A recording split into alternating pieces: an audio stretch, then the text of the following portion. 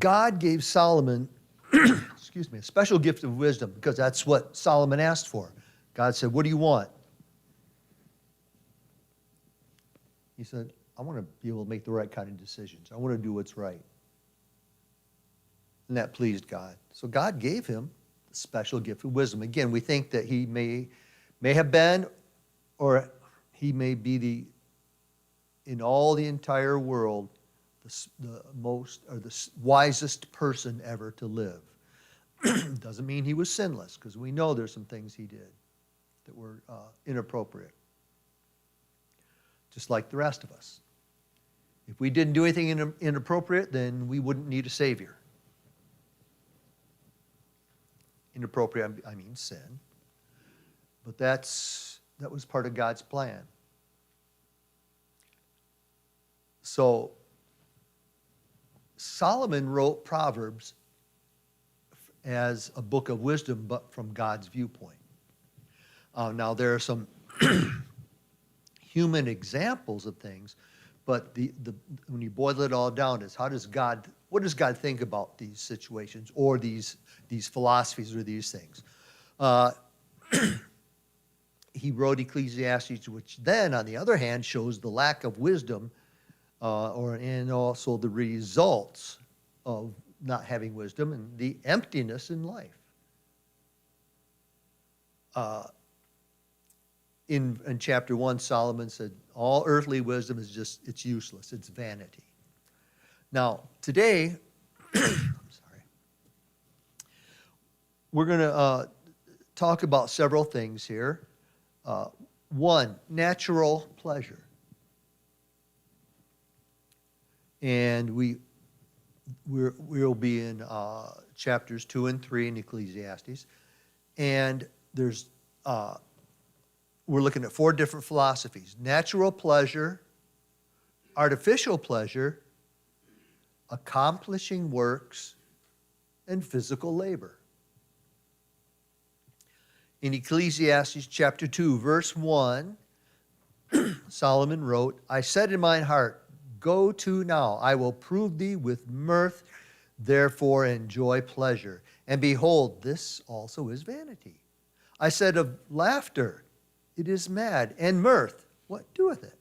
So Solomon looks at pleasure, mirth, which is a natural joy, like maybe the way a child has fun just playing and doing things. It's a natural pleasure. Nothing's forced on him or her. And it's when the little things give pleasure that make life exciting. When you had children, the first time they take steps, or the first time they say dada or mama, whatever, or the first time, there's all kinds of things. Throughout life, bits of pleasure continue, but later, natural joy in living begins to be less. Maybe because we're used to some of these things, or they can become annoying. But the joy of these things just seems to evaporate.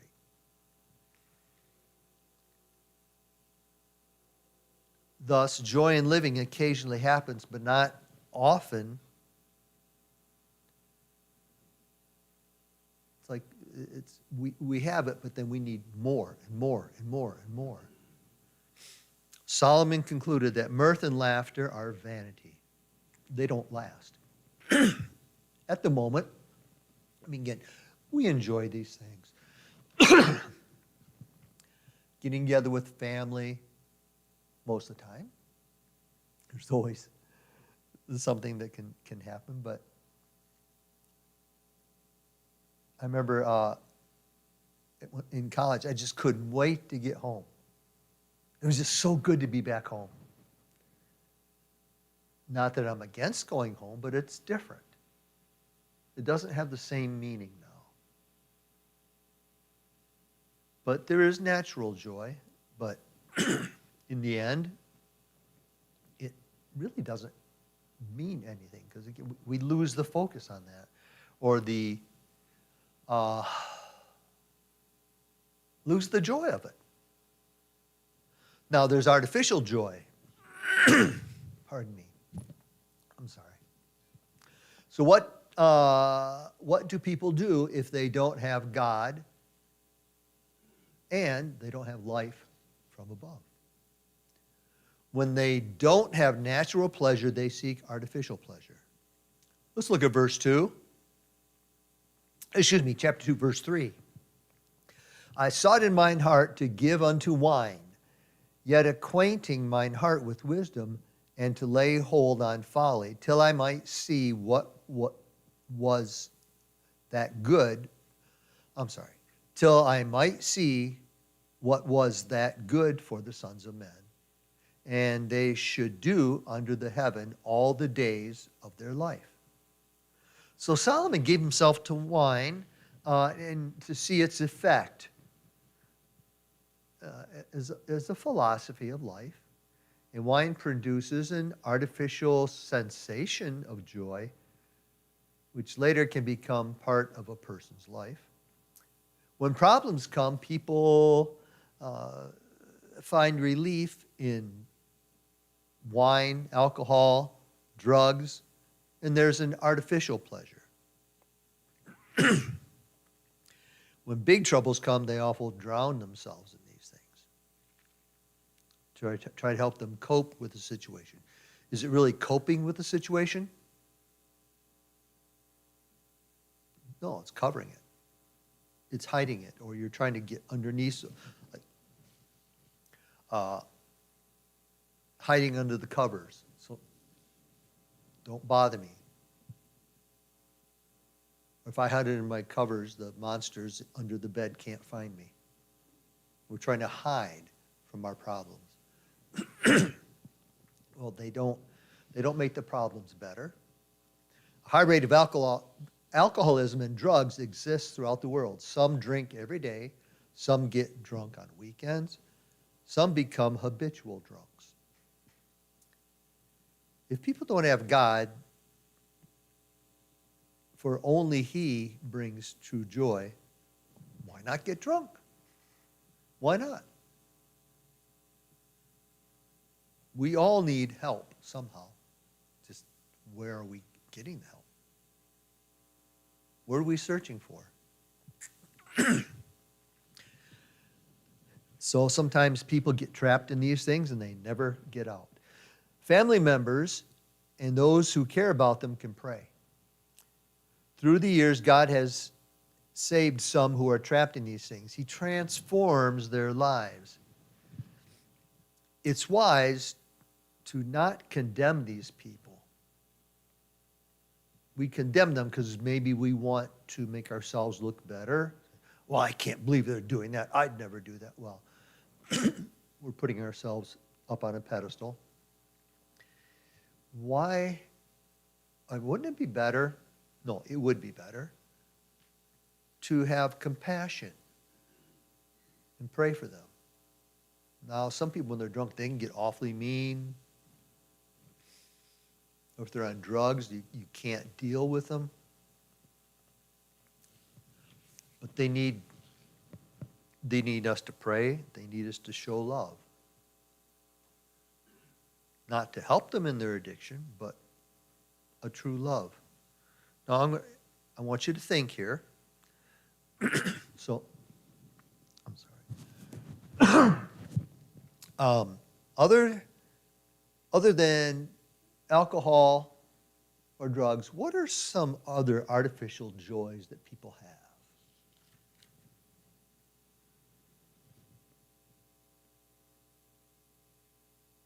Movies can be, Okay, you to hide all your yourself problems. in somebody else's or some other. I'm sorry? Well, you kind of submerge yourself in some other story. And Okay. you get joy out of that. Okay.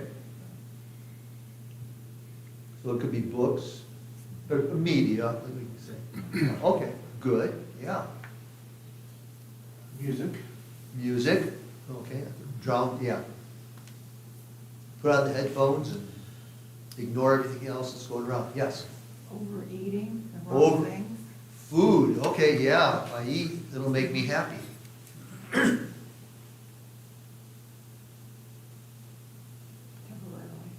Temporary, yeah. Till 30 minutes later. Yeah.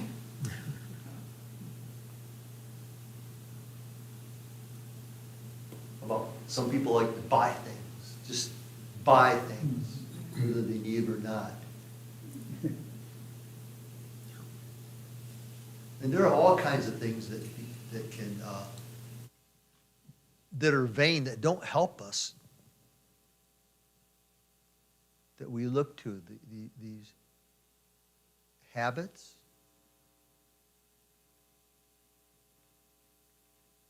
I'm sorry, I'm pausing too much here.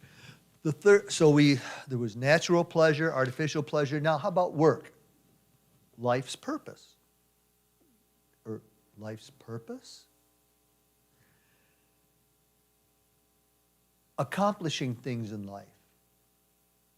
Now, we all like to accomplish things to some degree. Let's look now at we're going to read verse 4 through 8. Chapter 2. I made me great works. I builded me houses. I planted me vineyards. I made me gardens and orchards, and I planted trees and I planted trees in them of all kinds of fruits. I made me pools of water to water therewith the wood that bringeth forth trees. I got me servants and maidens, and had servants born in my house. Also I had great possessions of great and small cattle above all that were in Jerusalem before me. I gathered me also silver and gold and the peculiar treasure of kings and the provinces. I got me men singers and women singers, and the delights of the sons of men as musical instruments, and that of all sorts. So King Solomon was very rich.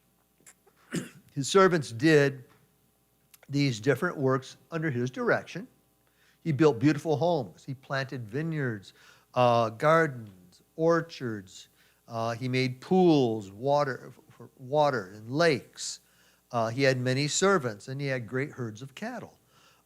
He acquired much silver and gold, and he had all kinds of musicians. And they played on good quality instruments.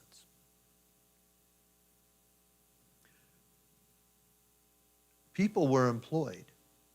That helped the people. The builders, the musicians, but as we're going to find out, this is all vanity.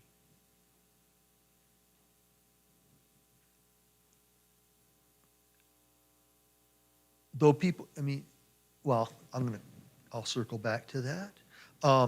Solomon focused on all kinds of productive work. Today, some people get totally involved in large and successful business projects. Others, they could be executives or owners. Some become outstanding entrepreneurs. Now, our fourth.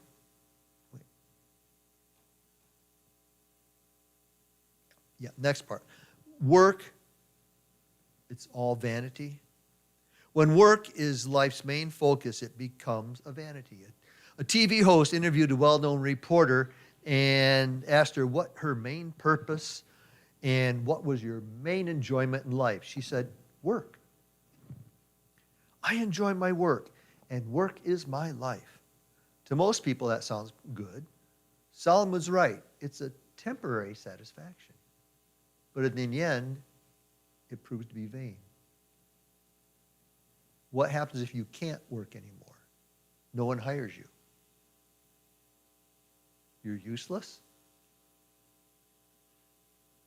So, it's fine when you think it's fine when you're involved in it, but, if you're a professional athlete, you can't do it forever. You don't see many professional athletes in their 40s. Many of them not even in their 30s. Especially if it's football where there's a lot of injuries. So what do you do with the rest of your life? You're useless? No. Work is good. We're supposed to work, but that's not the totality of what life should be about.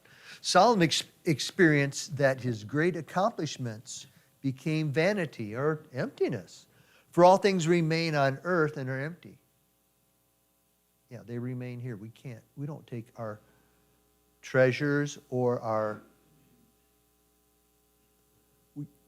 bragging about what we built. This is what I did. That stays here.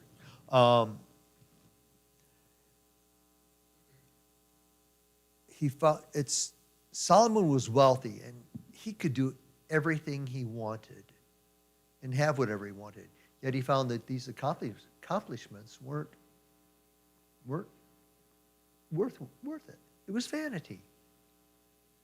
They didn't satisfy his soul. Now, here's my question: why didn't they? Why did he think these were empty things? Who did he do them for? Did he do it to make himself look good? Or did he do it to make God look good? Now, I'm sure that at times he made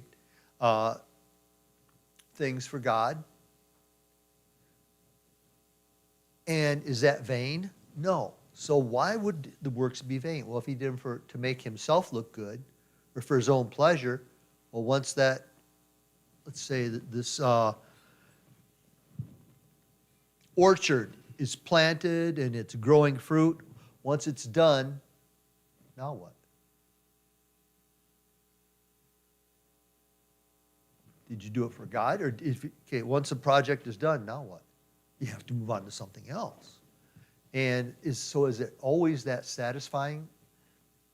There can be satisfaction in doing a job and doing it well done. But if accomplishments are what we're relying on to bring us happiness, if we're doing it for selfish reasons, it really doesn't mean much. We do things for God. I think that's the difference. Why are we doing it? But in verse 9, it says, "So I was great and increased more than all that were before me in Jerusalem. Also my wisdom remained in me."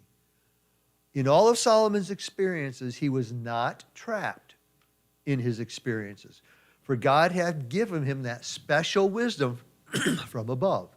He clearly saw that the work philosophy never satisfied a person's inner being, which was his soul.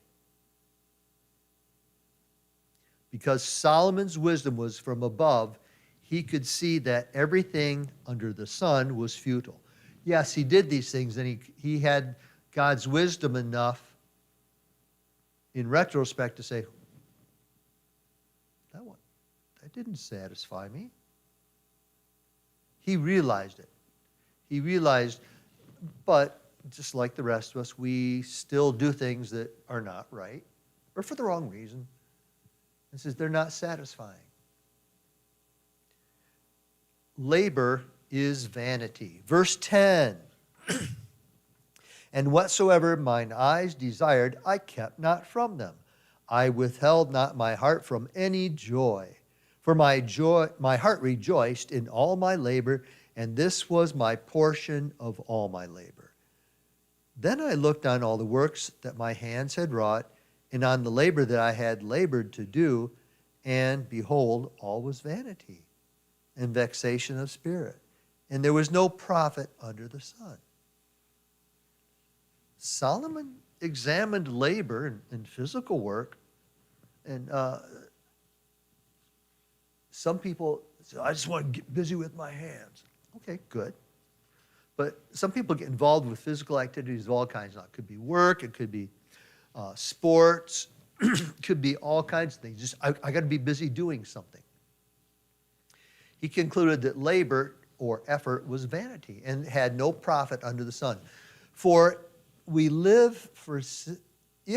live for physical activity or labor, it will also prove to be futile, because it's going to end. I can't do the things I used to do.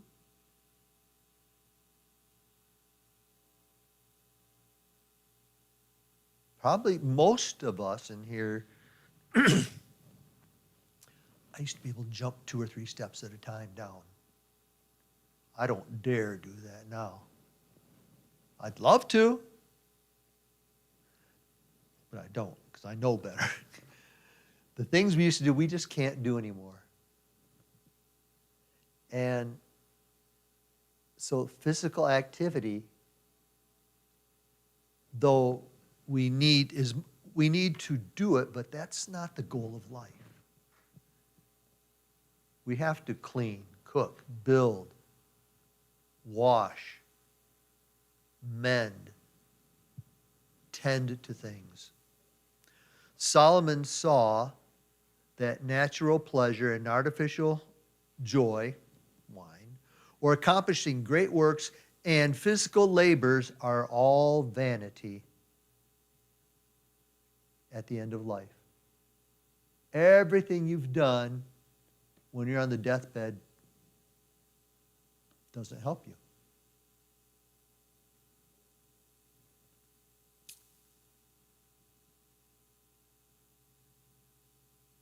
Okay. There's a term, I had forgotten about this. I'd only heard it once or twice ever in my life. But he brings up something here. And maybe you've heard of this, the Protestant work ethic. Anybody heard of that before? Okay. My daughter, of course. She's very intelligent. Protestant work ethic,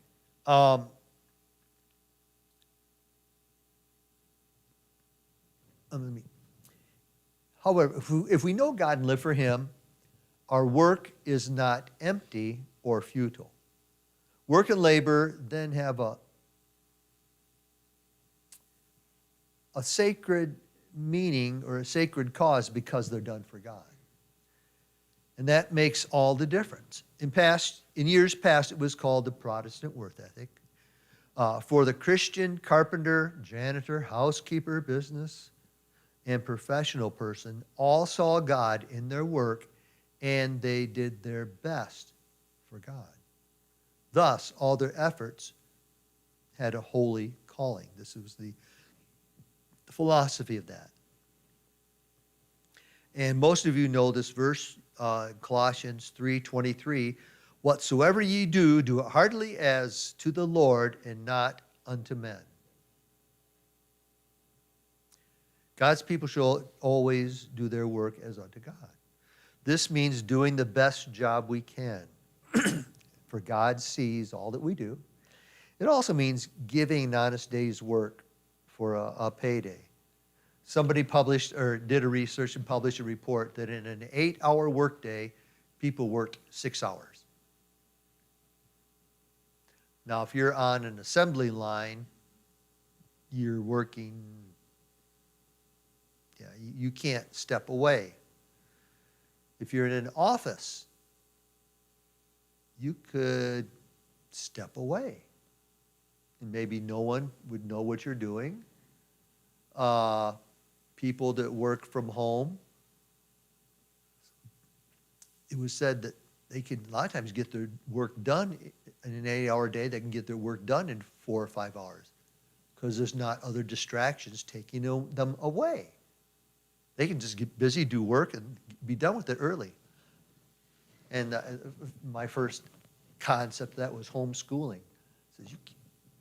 When I was working with homeschoolers as a band director, which sounds funny. They go to somebody's house to study science, or the Homeschool Music Association, we met in places where homeschooled kids were learning together as a group, not in home. But anyway,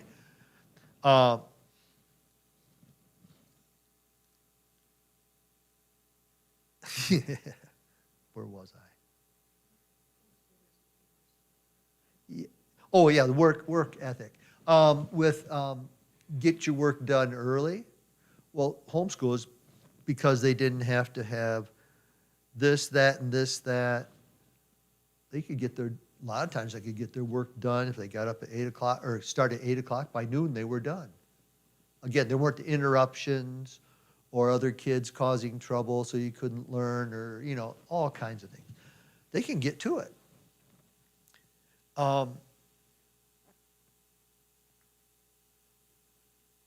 So that people work 6 hours a day when they're paid for 8. It's even, I guess it's even more with the current young generation. They want affirmation. They want a little more flexibility. There's a lot of things that us baby boomers, we have no concept of. What do you mean you're not showing up to work today? Or, whatever it is. There's a difference. That was for free. Yeah, it is. And and we sometimes us older people, we can't understand that. It doesn't make sense to us, but it's the way life is. Anyway, God's people can be a strong Christian witness to their employers and to the fellow workers by giving their best for God.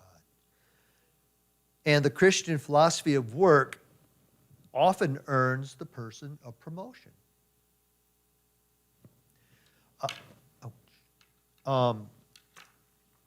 Turn to verse 13. Chapter 2, verse 13. Then I saw that wisdom excelleth folly, as far as light excelleth darkness. The wise man's eyes are in his head, but a fool walketh in darkness. And I myself perceived also that one event happeneth to them all. Solomon concluded that wisdom gives light, but the fool walks in darkness. They don't want to know. They don't want to hear what God says. Now, they think they're enlightened. They're not. Verse 17, therefore I hated life, because the work that is wrought under the sun is grievous unto me, and all is vanity and vexation of spirit. Yea, I hated all my labor, which I had taken under the sun, because I should leave it unto the man that shall be after me. This isn't fair. I build all this stuff, and it's going to be left for someone else. Yeah. So the natural result is to hate life. Life for life, that is earthbound, eventually loses the sparkle, color, and thrill and becomes boring and can become very laborious.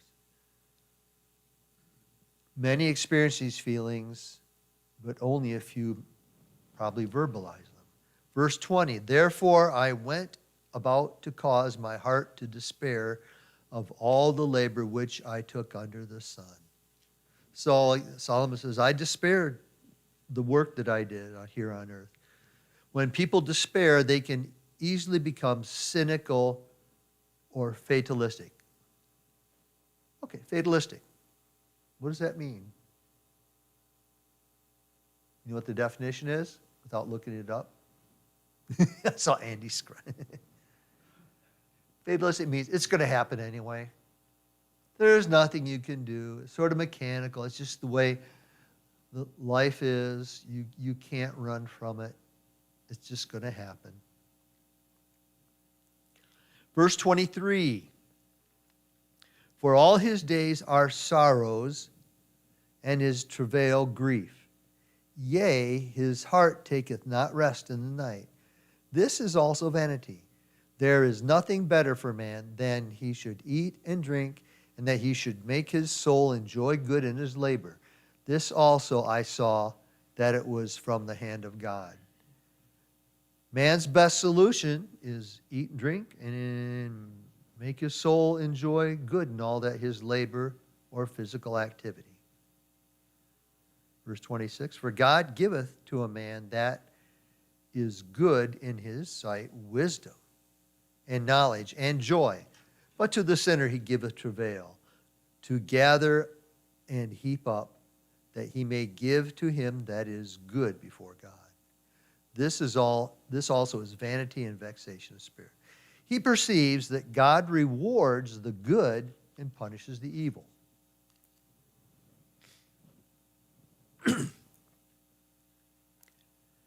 Then Solomon saw the result, and he believes that life will end in fatalism. We're in chapter 3.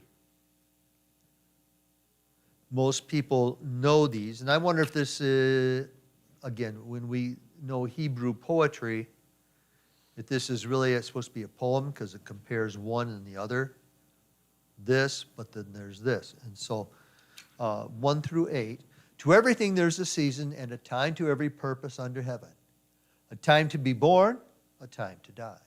A time to plant, and a time to pluck up that which is planted. A time to kill, a time to heal. A time to break down, and a time to build up. A time to weep, a time to laugh. A time to mourn, and a time to dance. A time to cast away stones, and a time to gather stones together. A time to embrace, and a time to refrain from embracing. A time to get, and a time to lose. A time to keep, and a time to cast away.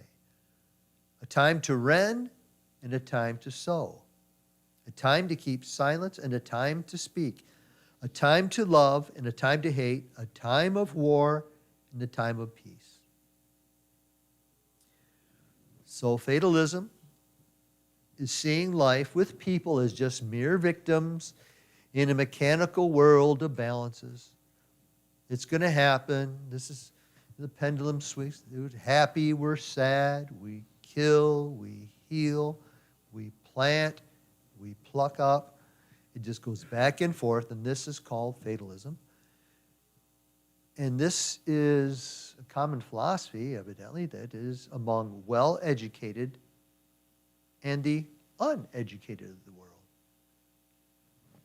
Doesn't matter what we do.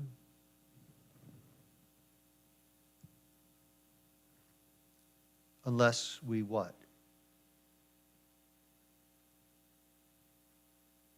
When does it count? Go ahead. When you do it for God. Right, thank you. I know you were thinking that. You do it for the Lord, it counts. Now, we're not always going to see the rewards right now. That's not the way it works. Again, some people have witnessed to people. The person that did the witnessing dies, well, the people get saved later. You don't get to see the fruit. But again, that's God's. That's God's work. We will not see all the things that we've done, or the rewards for all things that we've done for the Lord. He'll reveal them later.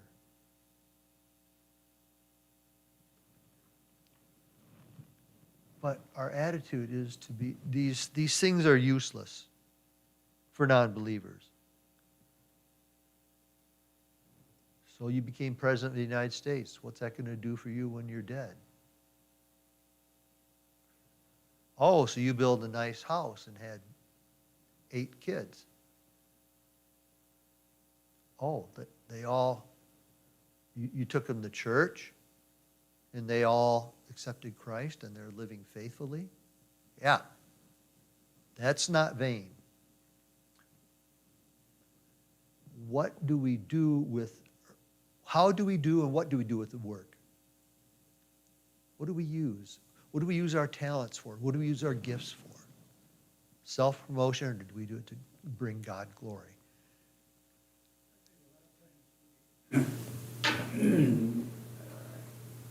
Give the idea, that for Christian, that they are faithful to the Lord, He's going to bless them. And, they're going to have a great life. Oh, just like the apostles. And yet, Jesus often emphasizes that our greatest, most important rewards won't come in this life.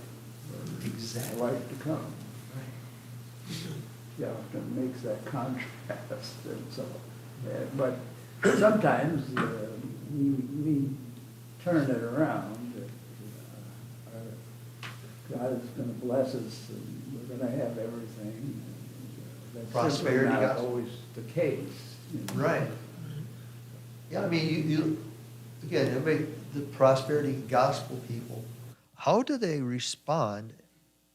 I'm not asking for an answer, but just saying, how can they respond to, well, the apostles? They were probably the most godly people ever, and they were all tortured.